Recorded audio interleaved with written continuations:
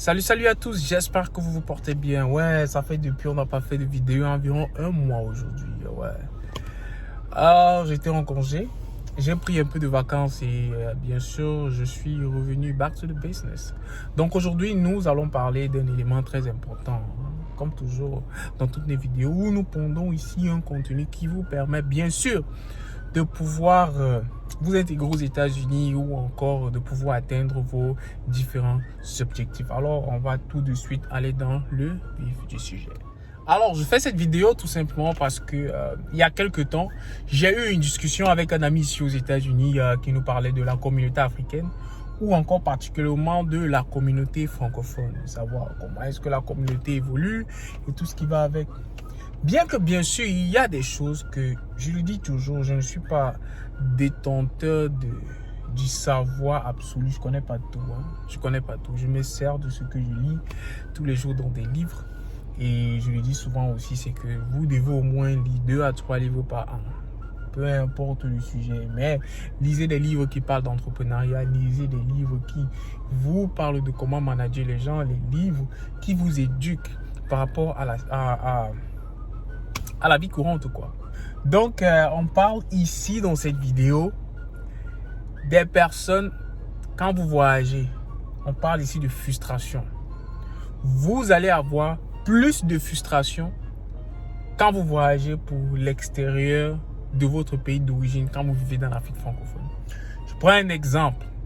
Si vous vivez par exemple, parce que moi, je viens particulièrement du Cameroun, il y a plus de frustration sociale quand on voyage que quand on est au Cameroun. Que vous soyez en Europe, aux États-Unis, en Asie, en Amérique et tout ce qui va avec. Moi, je prends l'exemple de l'Amérique. Je vis aux États-Unis d'Amérique et j'observe un niveau de frustration ultime. Et ce niveau de frustration ultime est marqué ici là parce que certains aînés, on va dire pas certains aînés, 90% des aînés n'aident pas les jeunes, ne dirigent pas les jeunes, ne montrent pas la voie aux jeunes, ne les orientent pas. Ce qui fait en sorte que beaucoup arrivent ici, ils font au minimum 2 à 3 ans avant de pouvoir voir ou bien avant de pouvoir effectivement savoir ce qu'ils voudraient faire. Alors, c'est quelque chose qui ne devrait normalement pas exister parce que quand on observe comment est-ce que les autres communautés évoluent aux États-Unis, ça donne la sueur au dos, c'est-à-dire ça donne la chair de poule. Parce que quand on compare avec la communauté africaine ici, surtout la communauté francophone, on se rend compte que il y a des discriminations, il y a des frustrations, ils appellent encore ça comment? Il y a un Congo-ça négatif ou une sorcellerie négative qui fait en sorte que ceux qui sont ici depuis ne voudraient pas que ceux qui viennent d'arriver, dans un sens, les dépassent. En disant que si c'est que moi j'ai souffert pour avoir X ou bien pour avoir Y, tu dois subir la même chose. Est-ce que c'est... Du moins, c'est pas comme ça qu'on devrait réfléchir en fait. Du moins, moi c'est comme ça que je pense. C'est pas comme ça qu'on devrait réfléchir. On devrait s'entraider. On devrait vraiment s'entraider. A dit peut-être, tu es devenu médecin, tu es devenu docteur, tu es devenu ingénieur, tu es devenu... Comment est-ce que tu as fait? On vous oriente, on vous dit, ok, j'ai fait comme ça, comme ça. Très peu, je vous assure. Très peu sont ceux-là qui vont effectivement vous dire comment est-ce qu'ils ont fait pour arriver à X ou à Y. Encore, je prends un exemple. Quand vous décidez par exemple de rejoindre l'armée américaine, bien sûr, je fais partie de l'armée américaine en tant que réserve. Et si vous voulez avoir toutes les infos en ce qui concerne l'armée américaine, bien vouloir aller regarder ma chaîne où je parle du content about the military service in the US. Et là-bas, on détaille tout, hein, vous dit exactement ce qu'il faut pour entrer dans l'armée américaine. Si tu n'es pas encore abonné à la chaîne Live Like a Soldier, je t'invite bien sûr à aller t'abonner et bien sûr à regarder toutes nos vidéos. Donc, il y a cette grande frustration ici, cette discrimination des grands frères qui ne voudraient pas nous tenir la main, qui disent que donc, vous devez d'abord passer ce par quoi ils sont passés et tout et tout. Parfois même, il y a des grands frères ici. Moi, je n'aime même pas les grands frères. Il y a des messieurs ici aux États-Unis. Tu l'appelles pour demander un service du genre. J'ai appris, par exemple, que tu avais fait X ou Y.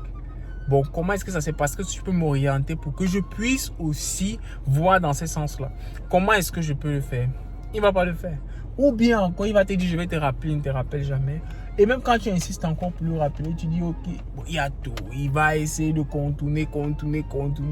Pour bien sûr ne pas te donner l'information qui va te faire avancer une fois. Parce qu'il va se dire, ok, si je donne l'information à ce jeune ici maintenant, plus tard, il va me dépasser. Les choses qui me font rire. Plus tard, il va me dépasser. Ah, c'est terrible. C'est terrible. Nous sommes ici, personne n'en parle, mais c'est une réalité. C'est une réalité énorme, tout simplement parce que les autres ne veulent pas tirer les autres. Regardez les autres communautés. Pour ceux qui vivent aux États-Unis, vous comprenez. Regardez la communauté, on les appelle les Spanish entre parenthèses. Regardez par exemple la communauté de l'Afrique anglophone. Je parle des Nigériens, je parle des Ghanéens, je parle de tout ça. Ils ont des communautés assez fortes. Mais la communauté, je dis bien de l'Afrique francophone, que ce soit Camerounais, Ivoiriens, Béninois, Togolais, Maliens et tout ce qui va avec, on n'a presque rien. On a vraiment presque rien. Il y en a certains qui se démarquent un peu de la masse. Et en parlant de ceux qui se démarquent un peu de la masse, il y a bien sûr ceux, parce que beaucoup de personnes m'ont posé la question, je fais quoi ça? Je vais enlever ça. Il y a beaucoup de personnes qui m'ont interrogé ou bien qui m'ont fait part quand moi j'étais en congé de comment est-ce qu'on peut entrer dans le domaine de IT aux États-Unis, comment. Il y a un Camerounais, du moins je ne sais pas trop, il est Camerounais de naissance et tout ce qui va avec. Il a ouvert sa compagnie il y a de cela 5 ans. Je pense que c'est cette année qu'il fête sa 5e année. La compagnie est sous le nom de Panitech Academy. Je pense que vous allez le voir. Je vais mettre toutes les informations de Panitech Academy. C'est simple. Le numéro est là. Vous les contactez. Et ils vous font un diagnostic pour savoir dans quel domaine de IT est-ce que vous pouvez partir. Ou bien, si vous voulez déjà partir dans un domaine de IT, ils vont vous diriger ou bien ils vont vous dire. J'ai eu l'occasion de rencontrer le CIO, Fabrice Pagny, il y a de cela quelques temps dans une réunion des Camerounais ici à Houston, qu'on appelle le NK. J'étais à la soirée des NK, la soirée des entrepreneurs des NK, dernièrement ici à Houston, cette année, l'année 2022 quoi. Et à la réunion des entrepreneurs et ceux qui ont des business, j'ai vraiment vu la présentation de la société Panitech Academy qui forme les gens dans le domaine de IT et qui forme les gens dans le domaine de la technologie, l'informatique. Parce que vous vous levez souvent, vous venez me demander que on fait quoi pour devenir, pour faire dans le domaine de l'informatique aux États-Unis. Voilà la réponse. Contactez Panitech Academy et bien sûr, ils vont vous donner toutes les informations dont vous avez besoin. Alors bien sûr, pour clôturer, comme c'est la rentrée des classes, je pense que dans beaucoup de pays africains, nous faisons aussi la rentrée des classes dans nos vidéos ici. Pour clôturer, en fait, c'est quoi? C'est que nous devons nous entraîner, entraider. Nous devons partager les informations qui peuvent être bénéfiques à la communauté francophone. Parce que les autres le font et ils évoluent à une vitesse exponentielle. Mais nous sommes toujours là. C'est de la communauté francophone, nous sommes toujours là. On stagne à un certain niveau. Les gens se retrouvent à travailler dans des warehouses pendant 5 ans, 6 ans, alors qu'ils ont la possibilité, bien sûr, de faire des petites formations, parfois qui payent même mieux que ces histoires de warehouse. Sans toutefois vouloir dénigrer le job du warehouse. Mais je pense bien qu'à un certain niveau, à un certain âge, il faut promouvoir l'éducation parce que le corps va vous lâcher. Surtout aux États-Unis où on va vous utiliser jusqu'à et le jour où vous ne pourrez plus faire le travail physique, qu'est-ce que vous allez faire? Il faut avoir quelque chose dans sa tête. Il faut vraiment bosser l'intellectuel pour pouvoir avoir beaucoup de choses. Alors, merci d'avoir regardé la vidéo et bien sûr, nous allons avoir beaucoup d'autres vidéos sur ces différents sujets. Alors, ciao la famille.